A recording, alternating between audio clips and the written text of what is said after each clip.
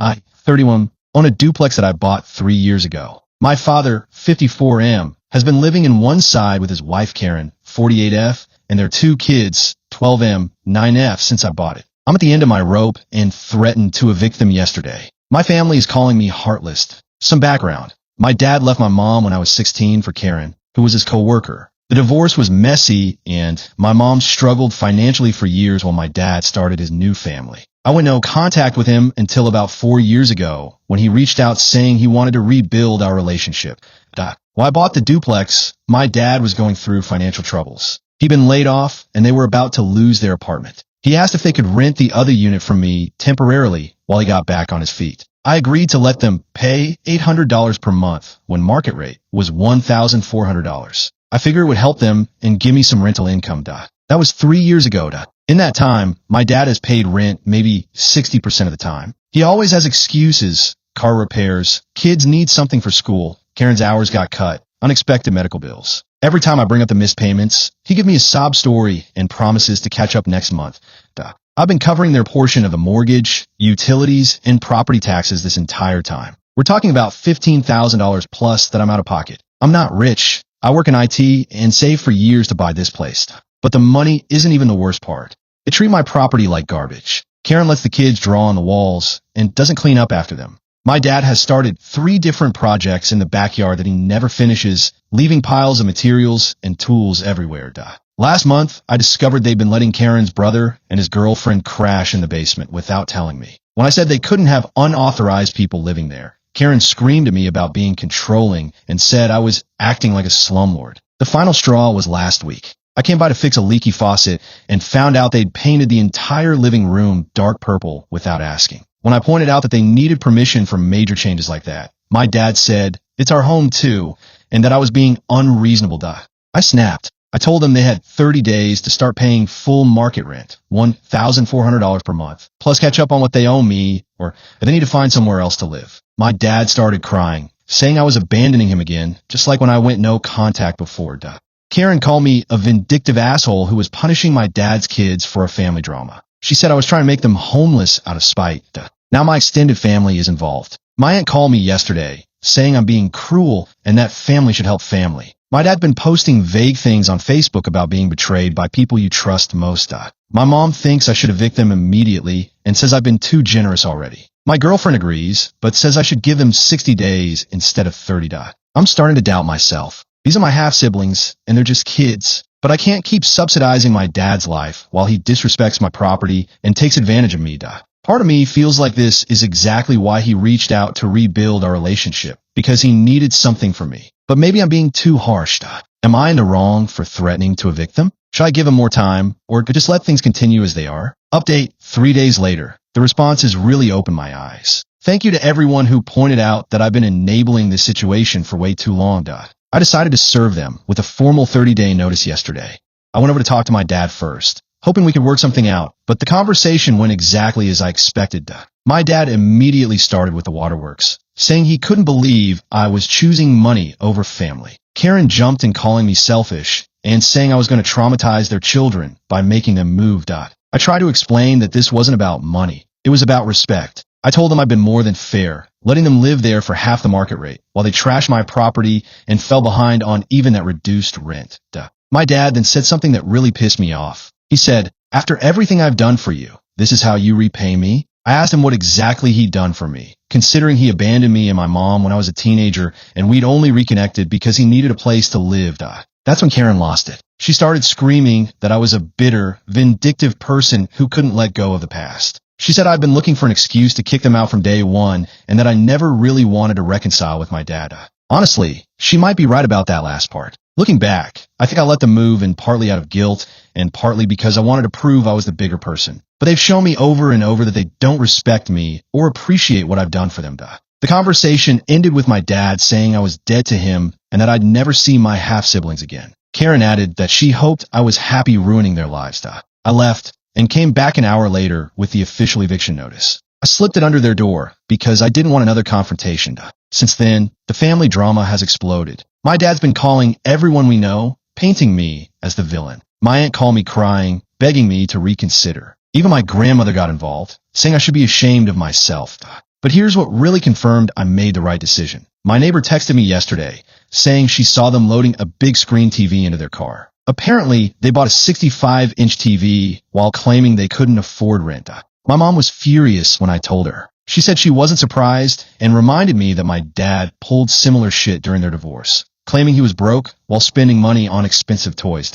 I also found out from another neighbor that Karen's brother and girlfriend are still staying in the basement, even after I told them that wasn't allowed. So they're not just failing to pay rent, they're actively violating the terms I set. The hardest part is my half-siblings. The 12-year-old asked me yesterday why I was making the move. I tried to explain it in kid-appropriate terms, but how do you tell a child that their parents have been taking advantage of you? I feel bad for the kids, but I can't set myself on fire to keep my dad's family warm. They had 3 years to get their act together, and instead they got worse. I'm standing firm on the 30-day notice. If they're not out by then, I'll start formal eviction proceedings. Update 2 to 2 weeks later. Things have gotten significantly worse, but also revealed more about what I'm really dealing with.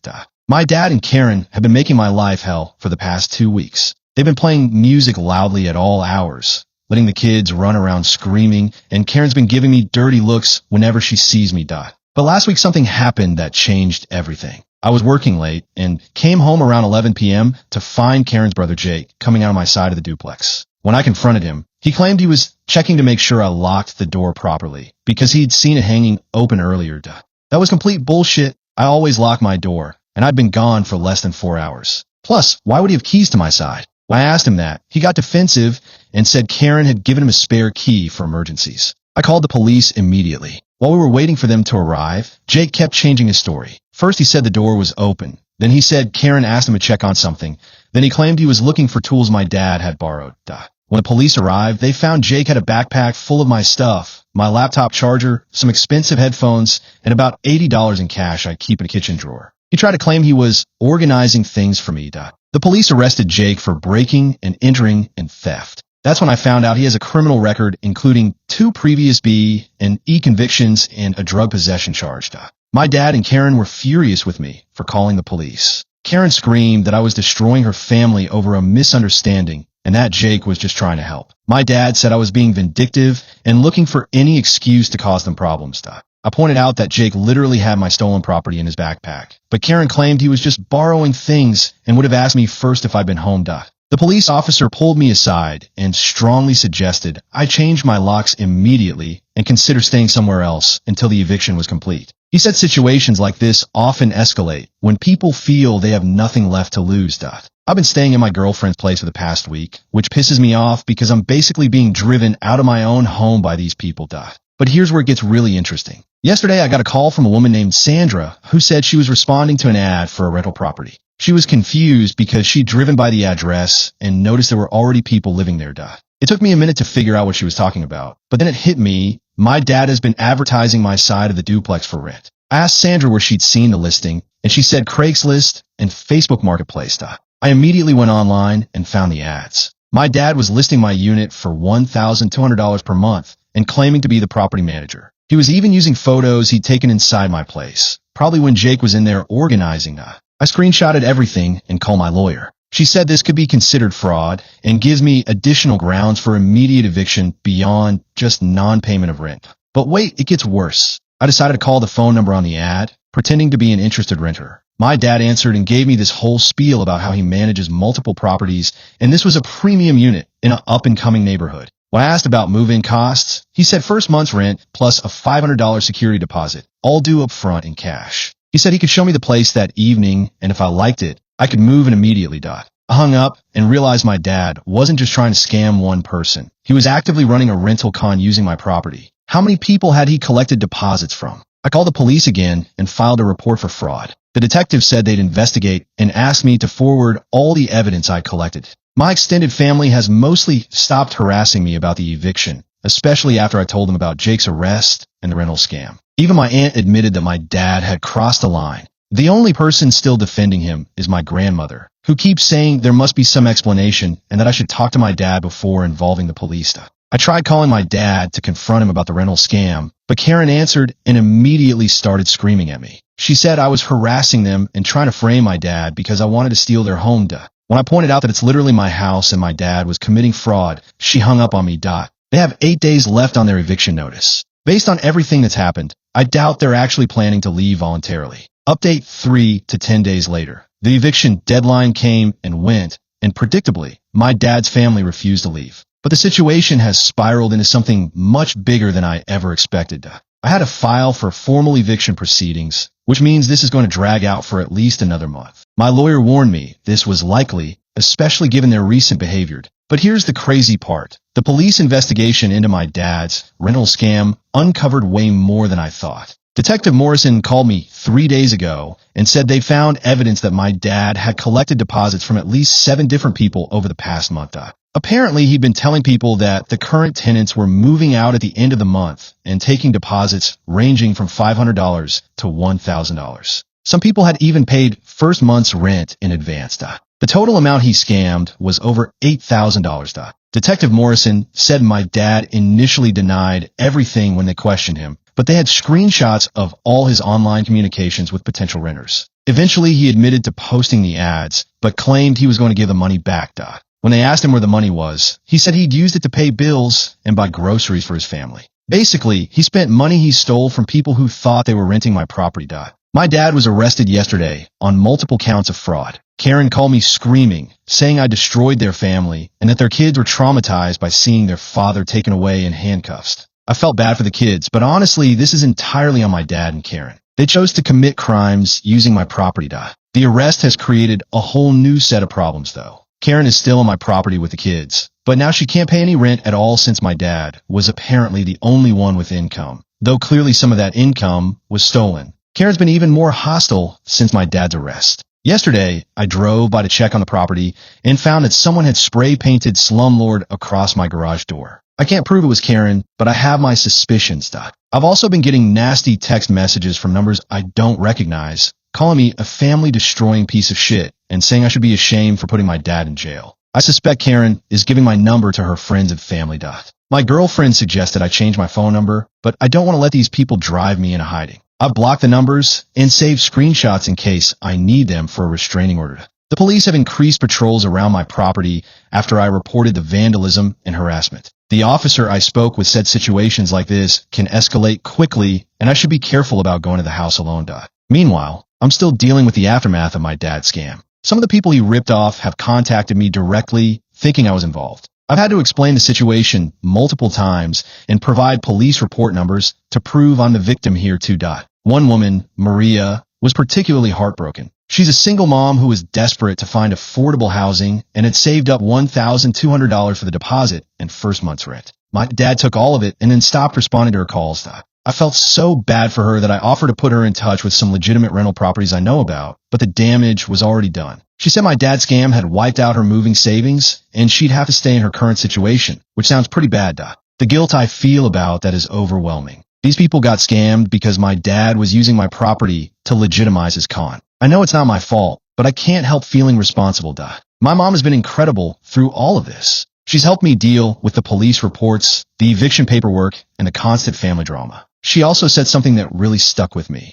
Your father has always been a user. The only difference now is that you're finally seeing it clearly. She told me more stories about my dad's behavior during their marriage and divorce that I'd never heard before. Apparently, he'd pulled similar scams back then, including selling their neighbor's lawnmower while they were on vacation and keeping the money. My mom said she tried to protect me from knowing how bad my dad really was, but now she wishes she'd been more direct about his character flaws. The eviction hearing is scheduled for next week. My lawyer is confident we'll get a judgment, especially given my dad's arrest and the evidence of Karen continuing to violate the lease terms. But she warned me that getting them physically removed could take additional time, and given their recent behavior, they're likely to cause as much damage as possible before they leave. I'm dreading what I'm going to find when I finally get my property back. Update 4 to 3 weeks later. We won the eviction hearing, but the aftermath has been even worse than I expected. The judge was not sympathetic to Karen's situation. When her court-appointed lawyer tried to argue that she was a victim of circumstances beyond her control, the judge pointed out that she'd been living rent-free for months while her husband committed fraud using my property. Karen was given 72 hours to vacate. When those 72 hours were up and she still hadn't left, the sheriff's department came to physically remove her and the kids. I wasn't there for the actual eviction. My lawyer advised me to stay away to avoid any confrontations. But my neighbor Mrs. Chun texted me updates throughout the day. According to Mrs. Chun, Karen spent the morning screaming at the deputies, claiming they were illegally removing her from her home. She apparently told the kids to hide in their bedrooms and refused to come out. The whole thing took about 4 hours. Karen's mom eventually showed up at the truck to collect Karen and the kids, but Karen refused to take most of their belongings. She kept screaming that she'd be back for her stuff and that I couldn't just steal her family's possessions. The deputies had to explain multiple times that I wasn't stealing anything. Her belongings would be stored and she could arrange to collect them. But Karen was apparently too hysterical to listen. Mrs. Chun said it was heartbreaking to watch the kids being dragged away from the only home they'd known for 3 years. The 9-year-old was crying and asking why they had to leave, while the 12-year-old was trying to comfort his little sister.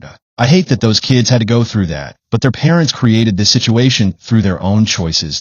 After the eviction, I finally got to see what they'd done to my property over the past month. It was so much worse than the spray paint on the garage. They had completely destroyed the inside of the house. Holes punched in every wall, kitchen cabinets ripped off their hinges, bathroom fixtures smashed. They poured some kind of sticky liquid all over the hardwood floors that I'm still trying to identify. The basement was flooded because someone had deliberately broken the pipes. There is water damage throughout the lower level that's going to require major renovations. But the most disturbing thing was what I found in the master bedroom. They had written messages all over the walls in what looked like permanent marker. Things like family destroyer and hope you're happy and much worse stuff I won't repeat. They'd also left piles of garbage throughout the house, rotting food, dirty diapers, broken glass. It was like they'd spent their final weeks there specifically trying to cause as much damage as possible. My contractor estimates the repairs are going to cost close to $25,000, combined with the lost rent and my legal fees. This whole situation has cost me nearly $50,000. I called my lawyer to ask about suing Karen and my dad for the damages, but she said it would be difficult to collect anything even if we won. My dad is facing criminal charges and won't have any income for a while, and Karen has no assets or employment history. She said I should file the lawsuit anyway to establish the debt officially, but warned me not to expect to actually recover the money. Meanwhile, my dad's criminal case is moving forward. Detective Morrison told me he's been offered a plea deal that would involve paying restitution to his scam victims and serving 6 months in county jail. Apparently my dad is considering taking the deal because if he goes to trial and loses, he could face up to 3 years in state prison. Either way, he won't be able to pay me back anytime soon. The harassment from Karen's family and friends has continued. I've been getting nasty messages on social media, and someone egged my girlfriend's car last week while it was parked in my place. I finally broke down and filed for a restraining order against Karen. The hearing is next week, and my lawyer thinks we have a strong case given the property damage and ongoing harassment. My extended family has been surprisingly supportive through all of this. Even my grandmother, who was defending my dad initially, was horrified when she saw photos of the property damaged. My aunt came by yesterday to help me with some of the cleanup, and she apologized for not believing me earlier. She said she had no idea my dad was capable of something like this.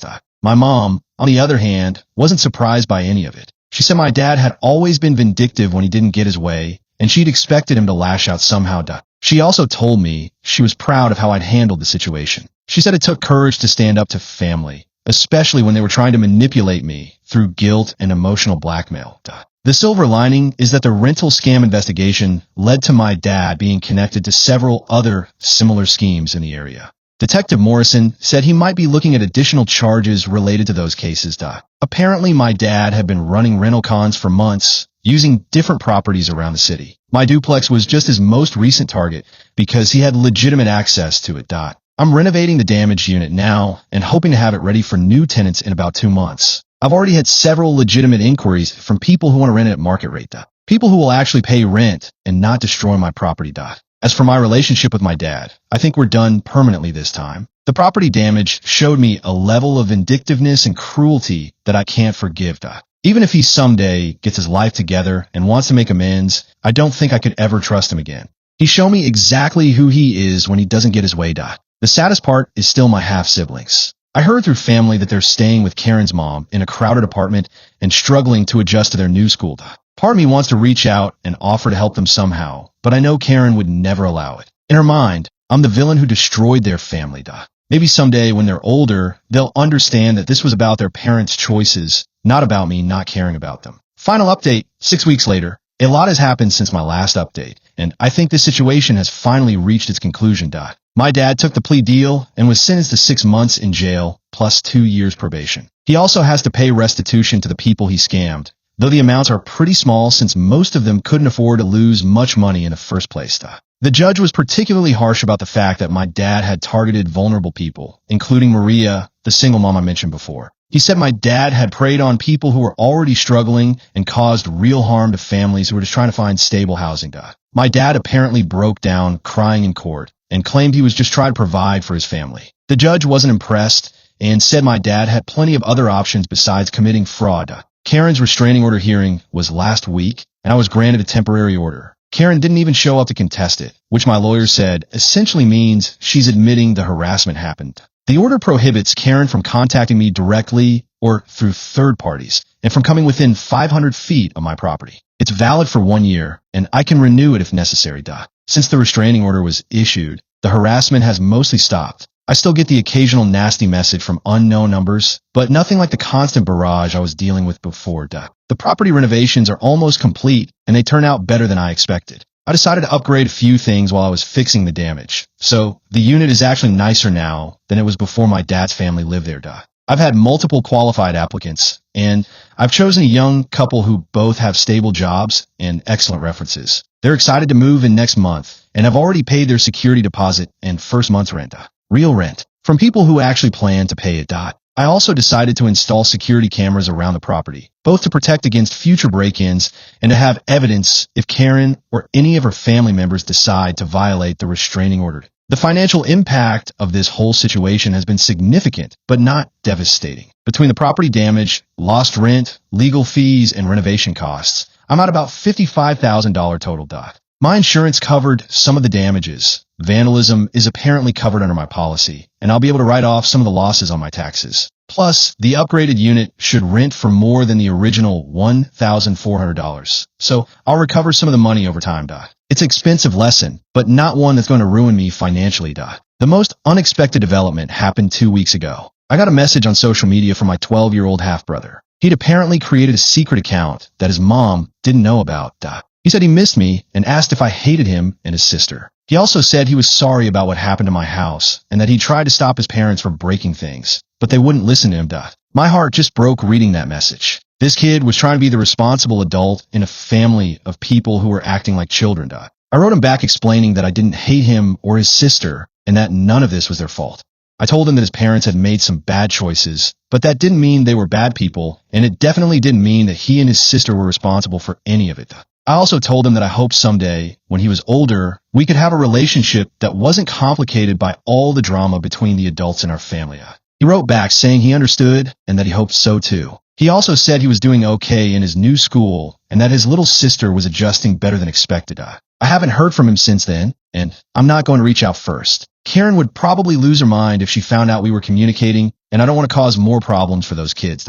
But it meant everything to me to know that he doesn't blame me for what happened, and that he's mature enough to understand that adults sometimes make mistakes that affect everyone around them. My relationship with the rest of my family has actually improved through all of this. Going through something this difficult showed me who really had my back when things got tough. My mom was my rock throughout the entire process. She helped with everything from dealing with contractors to managing the legal paperwork, and she never once said, "I told you so," even though she'd been skeptical about my dad from the beginning. My aunt, who had initially pressured me to go easy on my dad, has completely changed her tune. She now says she's ashamed that she defended him for so long and that she should have trusted my judgment. Even my grandmother, the last holdout in my dad's defense, has come around. She visited me last week and brought me a homemade casserole and a card apologizing for not supporting me sooner. She said she'd always known my dad had problems, but she'd hoped that becoming a father again and reconnecting with me would help him grow up. She realizes now that some people don't change, no matter how many chances you give them. The whole experience has taught me a lot about boundaries and family dynamics. I used to think that being family meant you had to accept whatever behavior people threw at you, but I've learned that's not true. Family members can be just as toxic and manipulative as anyone else, and sometimes cutting them out of your life is the healthiest thing you can do. I'm also in therapy now, working through my feelings about my dad and my tendency to let guilt drive my decisions. My therapist has helped me understand that I was trying to heal old wounds by helping my dad, but that you can't fix other people's problems for them. She's also helped me recognize the signs of manipulation and financial abuse, so I'll hopefully be better equipped to protect myself in future relationships. As for my dad, I haven't spoken to him since before his arrest, and I don't plan to. He sent me a letter from jail about a month ago, but I threw it away without reading it. My mom said she thought I should at least see what he had to say, but I told her I wasn't interested in any more of his sob stories or manipulative apologies. Whatever he wrote in that letter, it wasn't going to change what he did to my property, to those people he scammed, or to his own children. Actions have consequences, and I'm done pretending otherwise. I heard through family that he's been telling other inmates that I'm the reason he's in jail, and that I destroyed his family out of spite. Even locked up, he's still playing the victim and refusing to take responsibility for his choices. That tells me everything I need to know about whether he's actually changed or learned anything from his experience.